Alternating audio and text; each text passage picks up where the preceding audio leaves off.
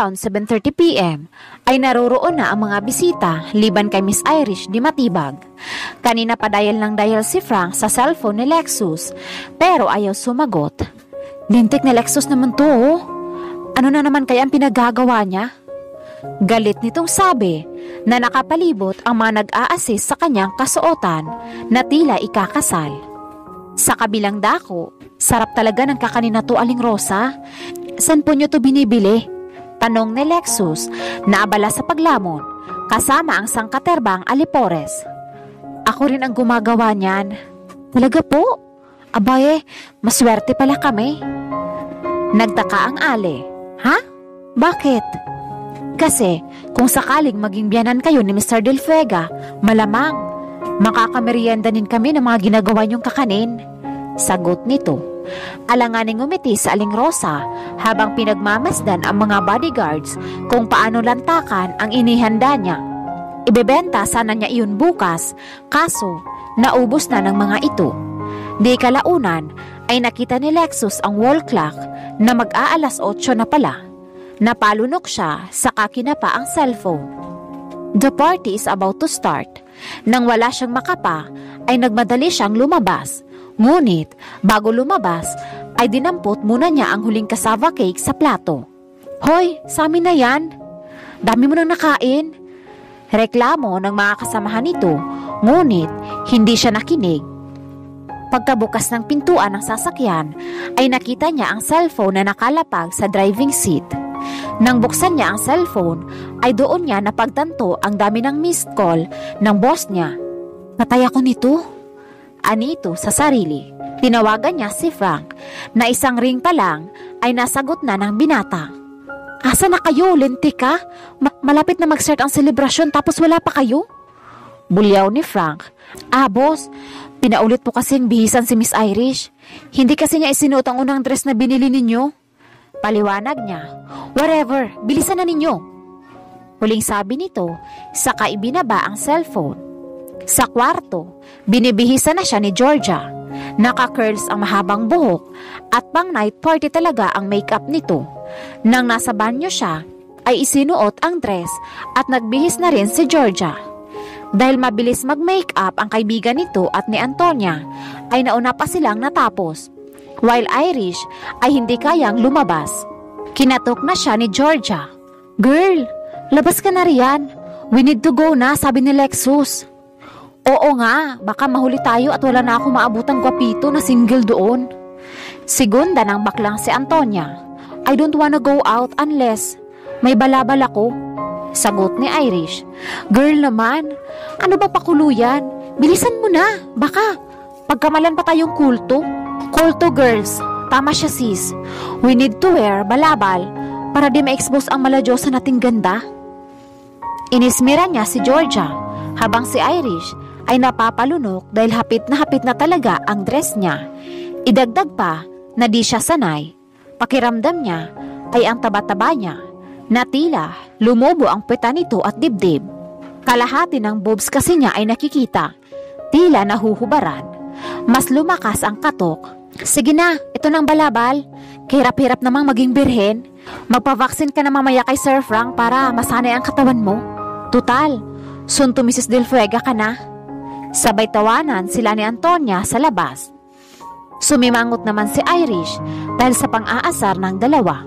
Ngunit sa kabila nun ay binuksan niya ang pintuan at iniawang ng kaunti upang abutin ang balabal. Nang makuha niya ay agad itinakip sa katawan. Nakaginhawa siya saka lumabas. Oh, ano na? We need to go para masimulan na natin ang ritual. Nilagpasan sila ni Irish at sumunod na ang dalawa. Isinuot ni Irish ang sombrero ng balabal upang hindi makita ang nakakolorete nitong mukha. Sa totoo lang ay hindi pa niya nakikita ang sarili dahil inalis ng dalawa ang salamin niya. O anak, buti tapos na kayo. Bakit ganyan ang itsura mo? Gulat na sabi ng Ale pagkakita sa anak na nakabalabal. Hayaan niyo na po, Nay. Ayaw i-expose ang katawan dahil birhin pa. Ani ni Georgia. Nako, mga bata kayo. Sige na, at madali na kayo dahil nag-aantay ng mga bodyguards sa labas. Ayaw magsalita ni Irish dahil nahihiya siya. Ayaw niyang tuksuhin siya ng mama niya dahil hindi siya sanay ng babaeng babae. Teka, patingin na muna sa anak ko. Naging tao na ba? Biro pa nito. Naku nay, Diyosa kamo.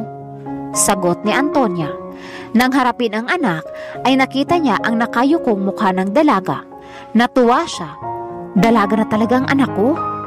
Masaya niyang sabi na tila naiiyak pa. Ma'am, bilisan na po natin. Sabi ng bodyguard na pumasok na sa loob ng bahay na kanina ay nasa sasakyan. Sige na, mamaya na tayo magdramahan. Sabi ng ina ni Irish.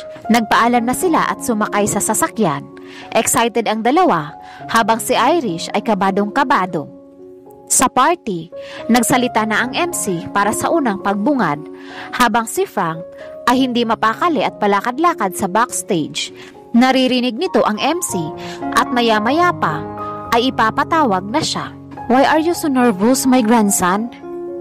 Mula sa kanyang likuran ay hinagod siya ng kanyang lola sa likod. Sandaling nag-isip ang binata ng isasagot. Ayaw kasi nitong malaman na nagkakaganoon siya dahil sa isang babae. I'm thinking about dad. Sagot niya. Honestly, isa pa yun sa iniisip niya. Kahit ang totoo ay okupado na ni Irish ang malaking bahagi ng kanyang isipan. Nalungkot ang ekspresyon ng matanda pagkarinig sa apo. According to him, babawi daw siya after 3 days. May tinatapos lang siyang importanteng bagay. Miss na miss ka na daw niya. Paliwanag ng matanda. Tumango lang ang binata dahil alam naman niyang ganoon lagi ang palusot ng kanyang ama. Well, it doesn't matter anymore. Nag-beep ang phone niya at agad binuksan ang mensahe. Message from Lexus. We're on our way. Pagkabasa ng message ay napangiti siya.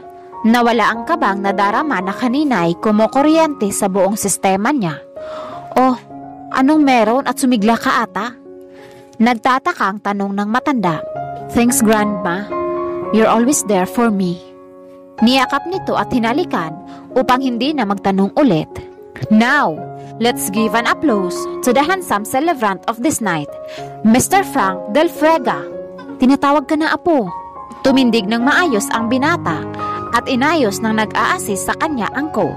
Nakatutok ang bilog na ilaw sa isang kortina kung saan lalabas ang binata. Medyo lumayo-layo si Samantha sa asawa at umabante malapit sa kung saan lalabas si Frank.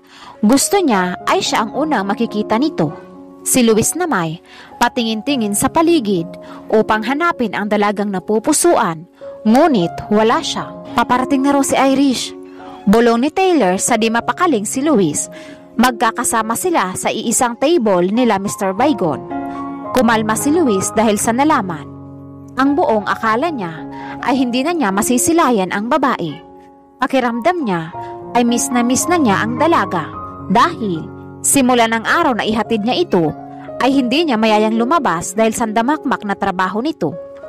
Pagkalabas ni Frank ay sobrang dami ng bisita. Nakita niya si Samantha na matamis na nakangiti sa kinaroroonan niya habang pumapalakpak. Napaka-sexy niya sa suot na gray dress nito. Ngunit umay na si Frank. Ngumiti si Frank sa babae nang may umakbay kay Samantha, ang asawa niyang si Mr. Oy. Nakaramdam ng pagkainis ang babae sa tinuran ng pinandidirihang asawa. Pumanhik na sa stage si Mr. Del Fuego at nagmensahe. Saka nagpasalamat at nagkwento ng panandalian tungkol sa struggles niya. Sa kabilang banda ay nakababa na sina Irish sa sasakyan. Dumiretso sila sa backstage. Dito na lang ba tayo magtatago? Ani ni Georgia. Labas na kayo. Maraming pagkain doon. Kita-kits na lang. Ani ni Irish. Batid kasi nito, nagutom na ang dalawa. Lalo pat kanina pa niya naririnig ang kalam ng sikmura ng dalawa. Nang makita ni Frank na lumabas si Georgia sa backstage, ay nag-thumbs up pa ito at nalaman na nito na dumating na sila. Nang tungkol na sa ilalunch na nilang produkto ang i-introduce niya, ay tinawag niya ang sekretary niyang si Irish. Kaya namang bumilis ang tibok ng puso ng dalaga. Nagdadalawang isip man na alisin ang balabal ngunit kailangan. Sa labas ay napapangiti si Samantha. Ang iniisip na makita ng lahat ang itsura nang ipinalit sa kanya bilang sekretarya. Malamang, tatawagin siyang Manang. Di naglaon ay lumabas na si Irish. Seryoso ito at may dalang hard copy about the summary ng product. Umingay ang paligid na tila namamangha sa nakikita.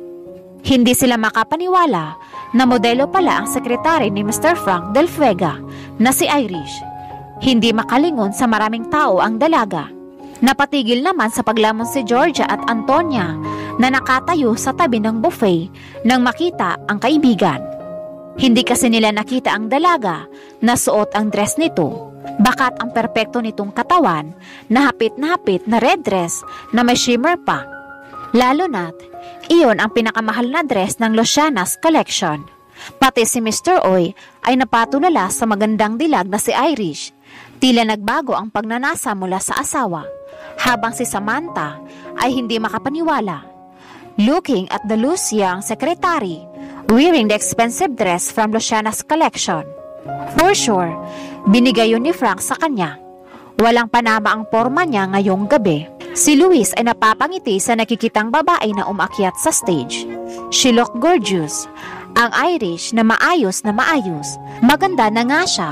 Ngunit mukhang sinalo na nga niya lahat ng kagandahan ng mag-ayos ito. Kung gaano rin kagwapo ang ama nitong si Jetro Madrigal, ay ganoon din ang anak na dalaga. Napatitig naman si Frank sa papalapit na babae. Yung imagine lang nagaganda si Irish ay mas nasapawan pa ng katotohanan. She's like a living princess from a fairy tale. Inilapit ni Irish ang labi sa tenga ng boss nito at ibinulong ang tungkol sa product. We should not involve business during your celebration. Suwisyon ng dalaga. Wala naman talagang balak sabihin yun ni Frank. Ginawa lang niya iyon upang mapalabas ito at makita siya. Alam na kasi nito na hindi siya lalabas.